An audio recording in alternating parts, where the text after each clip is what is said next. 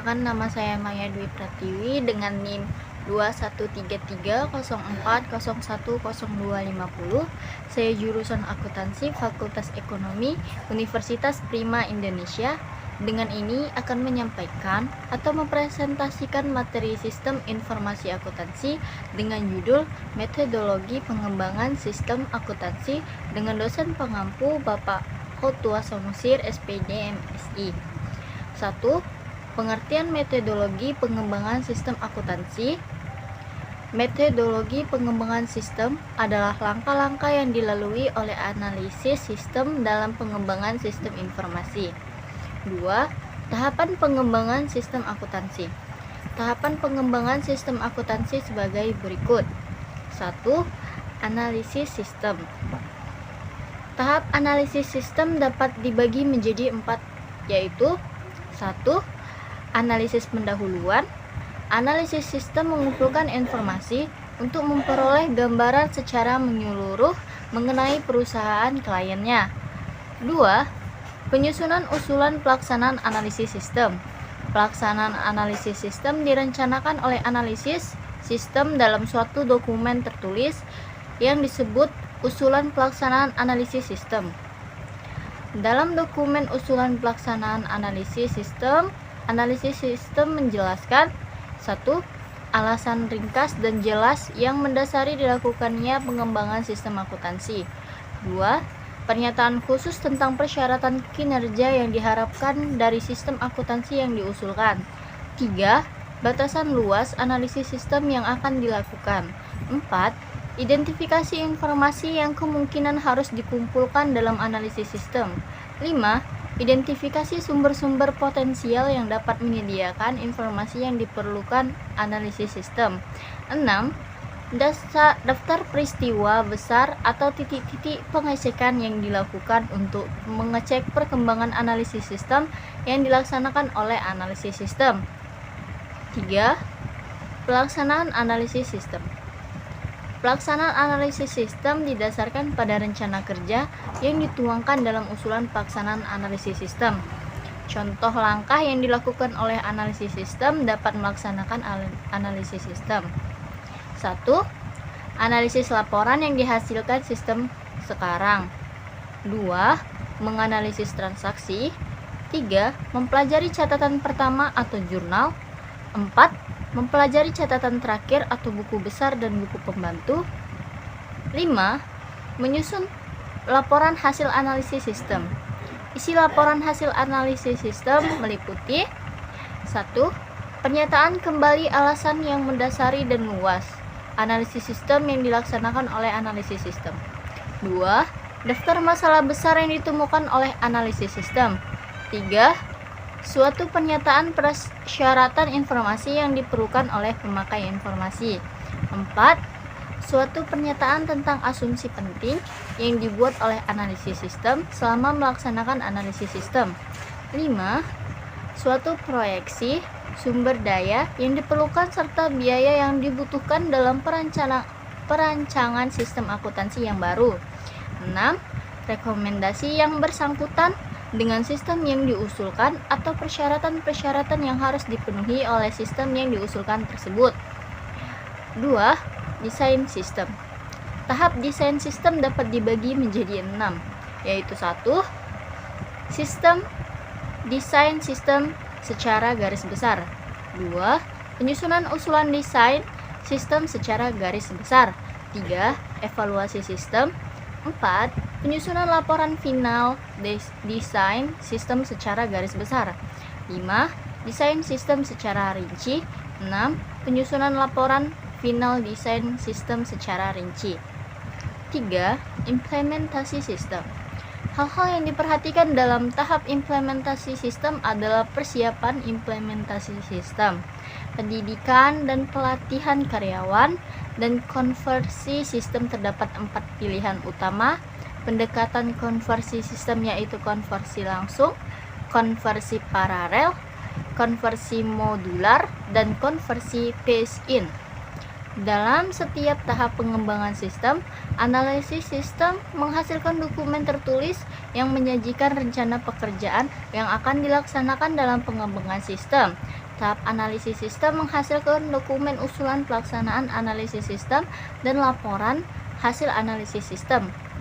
Tahap desain sistem menghasilkan dokumen usulan desain sistem secara garis besar, laporan final desain sistem secara garis besar, dan laporan final desain sistem secara rinci.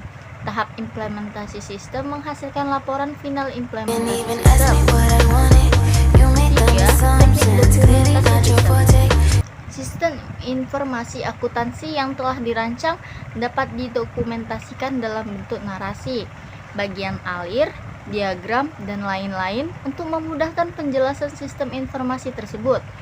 Teknik dokumentasi sistem yang dibahas dalam bagian alir, data atau data flow diagram, dan bagian alir dokumen atau dokumen flow chart untuk menggambarkan sistem informasi dengan bagian alir data dan bagian alir dokumen. Analisis sistem menggunakan simbol-simbol standar. 24. Bagian alir data. Bagian alir data adalah suatu model yang menggambarkan aliran data dan proses untuk mengolah data dalam suatu sistem. Simbol-simbol standar yang digunakan untuk menggambarkan bagian alir data antara lain: 1. Proses, 2. Aliran, 3. Penghubung, 4. Tempat menyimpan data atau arsip, 5. Sumber atau tujuan data, 6. Masukan atau keluaran. 25. Bagian alir dokumen. Bagian alir dokumen menggambarkan aliran dokumen atau informasi antar bagian di dalam organisasi. Simbol-simbol standar yang digunakan untuk menggambarkan bagian alir dokumen antara lain: simbol, nama simbol, uraian. Simbol pertama, nama simbol dokumen, uraian untuk menggambarkan formulir dan yang digunakan untuk merekam data terjadinya suatu transaksi. Contohnya, faktur penjualan, surat order penjualan, cek, bukti memorial, bukti kas keluar atau masuk. 2. Faktur, dokumen dan tembusannya. Uraiannya untuk menggambarkan dokumen asli dan tembusannya. Nomor lembaran dokumen dicantumkan di sudut kanan atas. 3. Berbagai dokumen. Uraiannya untuk menggambarkan berbagai jenis dokumen yang digabungkan di dalam satu paket. 4. Catatan. Uraiannya untuk menggambarkan catatan akuntansi yang digunakan untuk mencatat data dari dokumen atau formulir. Contohnya, jurnal, buku pembantu, dan buku besar. Selanjutnya, penghubung pada halaman yang sama. Uraiannya untuk menggambarkan bagian alir, arus, dokumen dibuat mengalir dari atas ke bawah dan dari kiri ke kanan. Berikutnya, uraiannya akhir arus dokumen dan pengarahan pembaca ke simbol penghubung halaman yang sama yang bernomor. Selanjutnya, uraiannya awal arus dokumen yang berasal dari simbol penghubung dalam halaman yang sama yang bernomor seperti yang tercantum di dalam simbol tersebut. Berikutnya, penghubung pada halaman yang berbeda. Uraiannya, jika untuk menggambarkan bagian alir suatu sistem akuntansi diperlukan lebih dari satu halaman, simbol ini digunakan untuk menunjukkan kemana dan bagaimana bagian alir terkait satu bagian dengan bagian lainnya. Berikutnya, kegiatan manual. Uraiannya untuk menggambarkan kegiatan manual. Contohnya, menerima order dan dari pembeli, mengisi formulir, membandingkan dan memeriksa berbagai jenis kegiatan klerikal lainnya. Berikutnya, keterangan komentar. Uraiannya memungkinkan ahli sistem menambahkan keterangan untuk memperjelas pesan yang disampaikan dalam bagian alir. Berikutnya, arsip sementara. Uraiannya untuk menunjukkan tempat menyimpan dokumen sementara, artinya dokumen ini akan diambil kembali untuk keperluan pengolahan lebih lanjut seperti lemari arsip dan kotak arsip. Untuk menunjukkan urutan pengarsipan dokumen digunakan simbol A menurut abjad, N menurut nomor urut, dan T menurut tanggal. Berikutnya, arsip permanen. Uraiannya, simbol ini digunakan untuk menggambarkan arsip permanen yang merupakan penyimpanan dokumen yang tidak akan diproses lagi dalam sistem akuntansi. Berikutnya, online komputer proses. Uraiannya, menggambarkan pengolahan data dengan komputer secara online.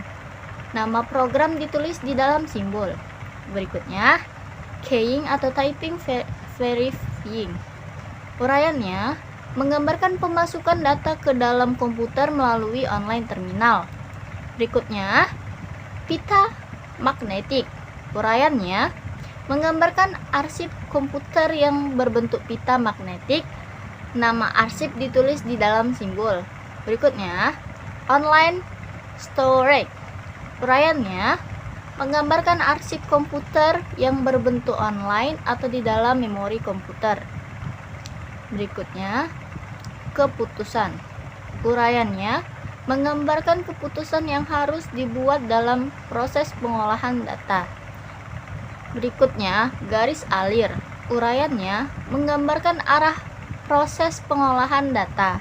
Anak panah tidak digambarkan jika arah arus dokumen mengarah ke bawah dan ke kanan. Jika arus dokumen mengalir ke atas atau ke kiri, anak panah perlu dicantumkan. Berikutnya, persimpangan garis alir.